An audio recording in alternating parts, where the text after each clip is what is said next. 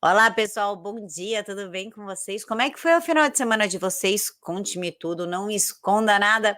Que Papai do Céu abençoe essa semana que está se iniciando. E eu já quero aqui esclarecer uma coisa: o pessoal está me perguntando por que que esse código cai na conta de uma pessoa chamada Natália. A Natália é a menina que cuida das minhas redes sociais, ela é tipo minha irmã, assim, então a conta dela estava desativada e ela me emprestou essa conta porque a minha conta mesmo só recebe Pix por CPF. E aí vocês estavam me pedindo o código QR. Então ela reativou esta conta dela e me emprestou. Então eu estou com o cartão e eu agradeço assim, ó, imensamente a preocupação de vocês. Fala, pô, tô querendo te ajudar, mas tá caindo numa tal de Natália. Pode ajudar pelo código QR, sim, porque vem para mim, o cartão já chegou inclusive na minha mão e tem fotos minha e da Natália no meu Instagram, que é Camila Abdo para quem quiser conferir, tá bom? Então eu agradeço a atenção e o carinho de vocês. Mas infelizmente a gente tem que falar de Alexandre de Moraes nessa segunda-feira, Lula ameaçando os militares, a grande mídia já está sofrendo censura e nós avisamos que isso ia acontecer e eles estão bem bravinhos com isso. Também tem o Dória impedindo a polícia militar de participar das manifestações, mesmo que eles estejam de folga e sem farda. Então vamos começar com Alexandre de Moraes, que está protegendo Barroso e mandou a PGR se posicionar sobre uma investigação contra Augusto Aras. Alexandre de Moraes nega pedido de Eduardo Bolsonaro para inserir Barroso no inquérito das fake news. O ministro do Supremo Tribunal Federal, Moraes, arquivou um pedido para investigar Roberto Barroso, integrante da Corte e presidente do Tribunal Superior Eleitoral. A solicitação foi feita pelo deputado federal Eduardo Bolsonaro. A decisão é de quarta-feira, dia 25, mas só foi divulgada na quinta-feira, dia 26. A solicitação era para que Barroso fosse incluído no inquérito ilegal das fake news relatado por Alexandre de Moraes. O presidente Bolsonaro já é investigado no inquérito a pedido do TSE por suposta fake news eleitoral. No pedido, o deputado federal disse que Barroso mentiu ao afirmar que as urnas eletrônicas são seguras. Na solicitação, Eduardo citou uma entrevista dada por Bolsonaro. Nela, o presidente diz que as urnas são passíveis de fraude, mas para Moraes não foram oferecidas provas de que Barroso cometeu crime e não seria justificada a inclusão do ministro no inquérito das fake news.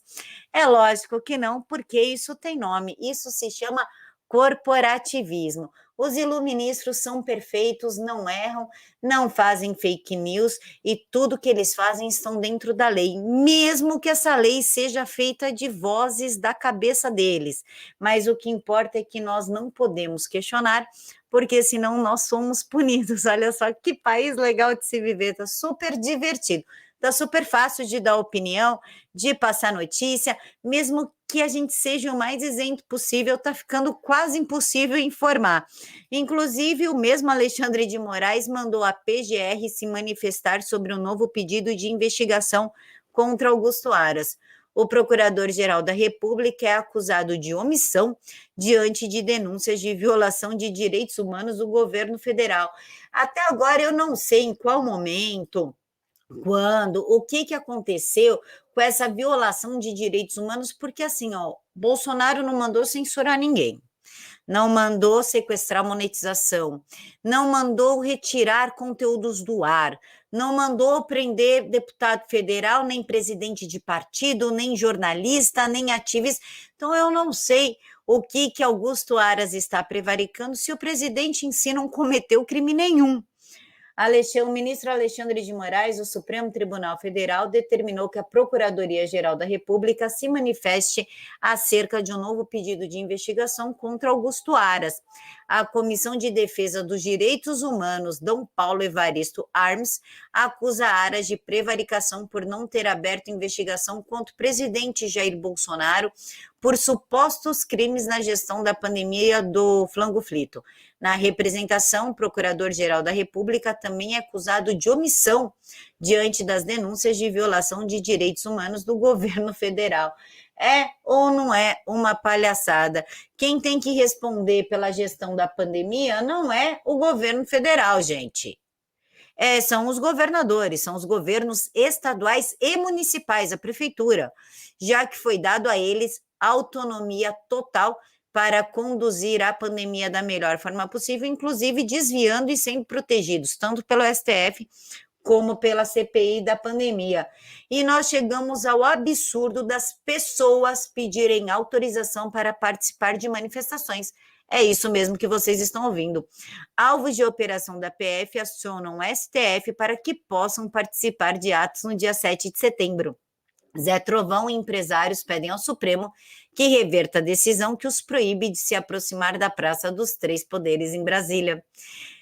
Os caras não podem participar de uma manifestação, lembrando que eles não estão presos, não são réus, não fizeram nada, não atentaram contra o Supremo, mas Alexandre de Moraes decidiu que eles são um perigo e que não podem, mesmo que eles nunca tenham jogado morteiro em cinegrafista a ponto de causar a morte, queimado pneu a ponto de matar uma empregada doméstica. Quem não lembra disso? Foi em Minas Gerais.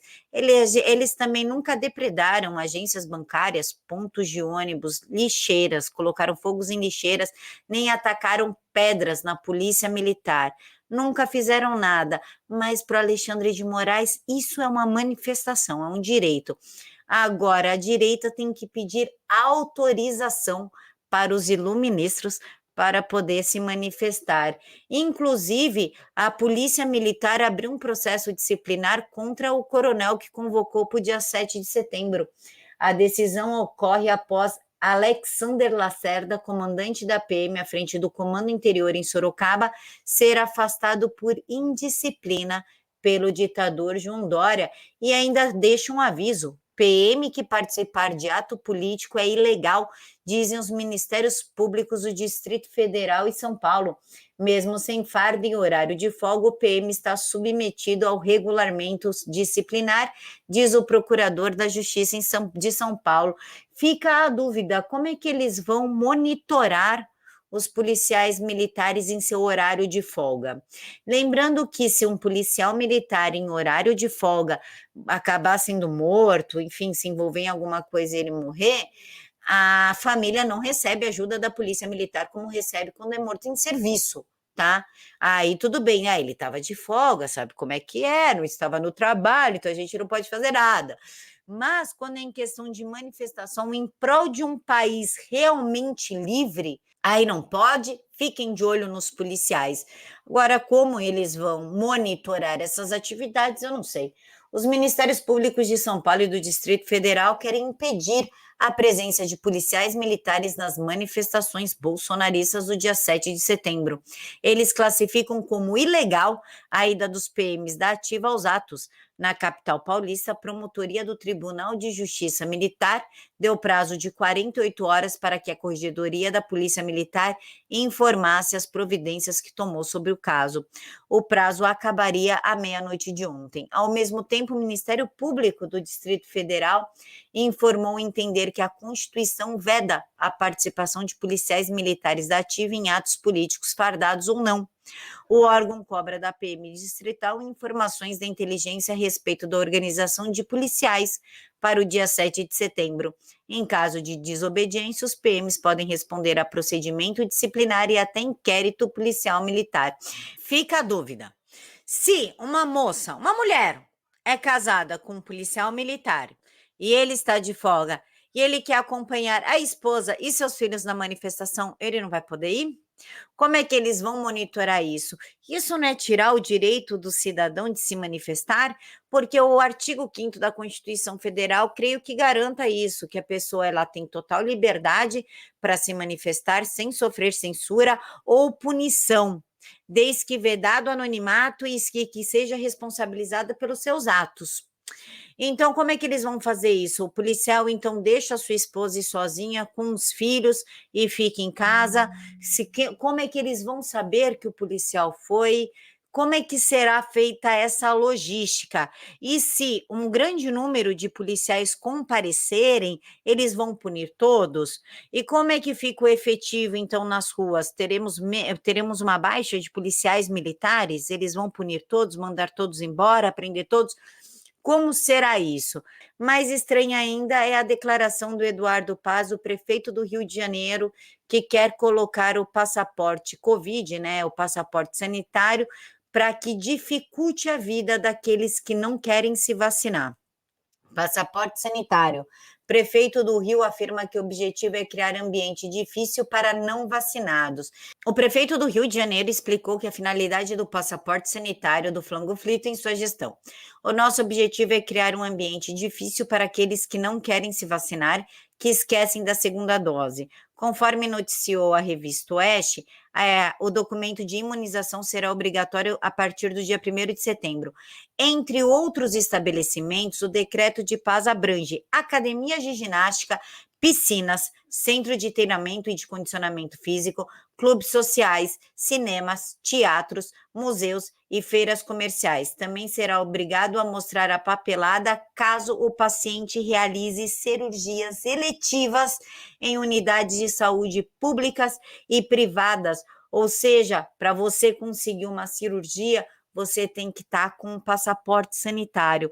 É o Estado se metendo na sua vida de uma forma opressora, opressiva. Ele acha que sabe o que é melhor para você, como se você não soubesse o que é melhor para a sua saúde.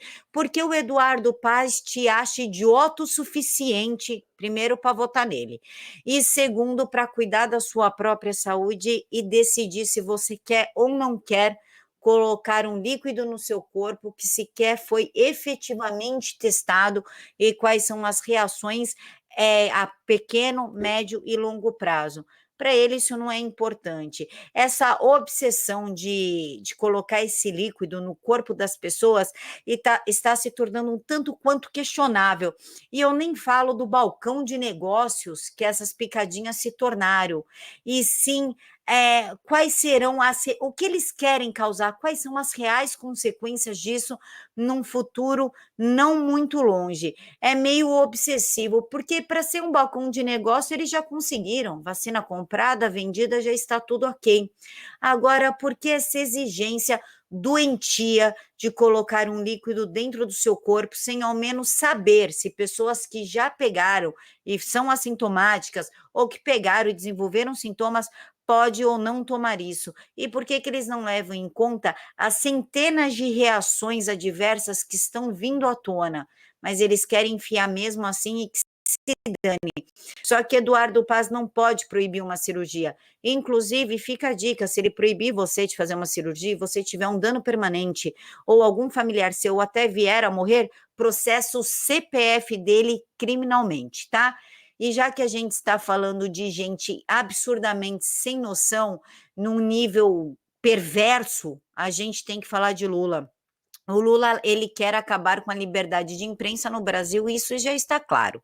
O ex-presidiário quer deixar a mídia sob o comando do governo e dos movimentos sociais. Sim, gente, movimentos sociais, tipo MST, que ele controla. Só que Lula está chegando um pouquinho atrasado, porque o STF já fez isso.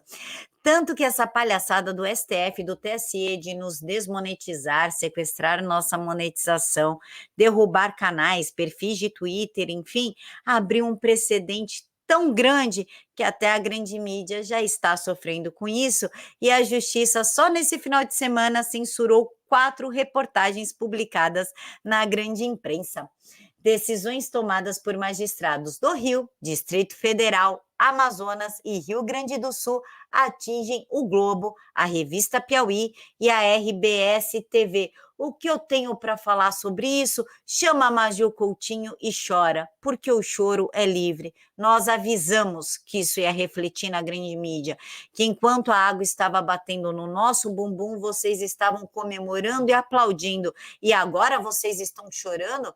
Vai chorar na cama, que é lugar quente, e vocês que lutem. A Justiça censurou 4 reportagens publicadas em veículos jornalísticos em menos de uma semana no país. As decisões foram proferidas por diferentes varas e tribunais: Amazonas, Distrito Federal, Rio de Janeiro e Rio Grande do Sul. O Globo foi alvo de cerceamento por 2 conteúdos publicados no período. Uma série que expunha a inconsistências e suspeitas de fraude em ensaio clínico da proxalutamida, remédio sem eficácia comprovada contra o flangoflito, e uma reportagem sobre as movimentações financeiras da VTC Log, empresa investigada pela CPI do Lula. Em outros 2 casos, a revista Piauí foi proibida de publicar informações sobre os desdobramentos do caso de acusação de assédio envolvendo o humorista Márcio Smerring, e a RBS TV, afiliada da Rede Globo no Rio Grande do Sul, também foi alvo de censura prévia. O desembargador Jorge André Pereira, da 5ª Vara Civil do Tribunal de Justiça do Rio Grande do Sul, manteve a proibição, determinada por liminar, emitida no dia 21 desse mês, de divulgação de reportagem sobre a delação premiada feita por um empresário ao Ministério Público. E o que nós temos para falar disso? Que se dane, vocês que lutem, porque nós avisamos. Enquanto nós estávamos sofrendo busca e apreensão, censura, desmonetização, censura de perfil, deputado preso, presidente de partido preso, jornalista, ativista, vocês estavam publicando, rindo, fazendo matérias com manipulação, matérias fora de contextos, recheadas de mentiras, dando razão para o STF e para o TSE. Agora eles abriram um precedente, e isso eu falei inclusive no Jornal da Manhã, na Jovem Pan, que tem mais ou menos uma semana, que isso abriu um precedente para que qualquer juiz de instância que fosse, com uma canetada, calasse um jornalista ou impedisse uma vinculação de matéria. Como diz a Maju Coutinho, o choro é livre. E como diz a minha avó, chora na cama que é lugar quente. E claro que nós temos o Lula ameaçando as Forças Armadas. Após cogitar aceno e carta aos militares, Lula sobe tom em meio a restrições mútuas. O ex-presidiário petista descartou, ressaltando as ações para as Forças Armadas em seu governo, e agora deve pregar afastamento entre quartéis e políticas. Mas a parte interessante é a parte que ele fala dos bolsonaristas, recado a bolsonarista. Em reunião da executiva da legenda no dia 9, o presidiário anunciou que não faria carta. A partir daí, passou a propagar em entrevistas que, se tivesse a carta, seria para o povo brasileiro, e dentro disso estão os militares. Também tem afirmado que, se militar quiser fazer política, deve renunciar ao cargo e tirar a farda. De acordo com os aliados, essa é a linha com que o ex-presidiário pretende tratar a questão daqui para frente. No dia 16, porém, em visita a Recife, ele foi além, ao comentar a informação de que o ex-ministro da Saúde, Eduardo Pazuello, cogitou usar a farda quando foi depor na CPI da pandemia. Ele disse: é assim que eles pensam.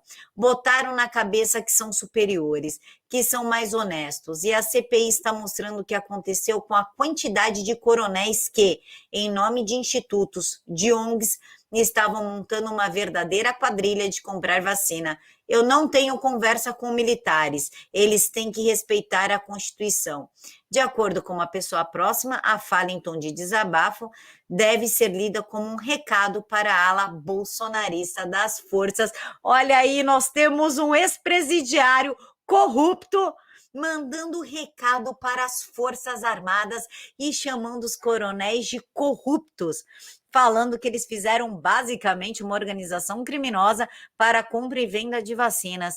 E aí, Forças Armadas, vai fazer o quê? Vai soltar cartinha? Mais um recado? Esse cara vai concorrer? Aguardaremos as cenas dos próximos capítulos. Pessoal, deixem aqui para mim nos comentários o que vocês acharam de tudo isso, e peço para você que se está assistindo pelo canal do YouTube Direto aos Fatos, clica nesse link aqui embaixo, no Camila em Foco, que é o meu novo canal, que eu estou tentando monetizar por lá. Um mega beijo no coração de todos, fiquem todos com Deus e, claro, até daqui a pouquinho.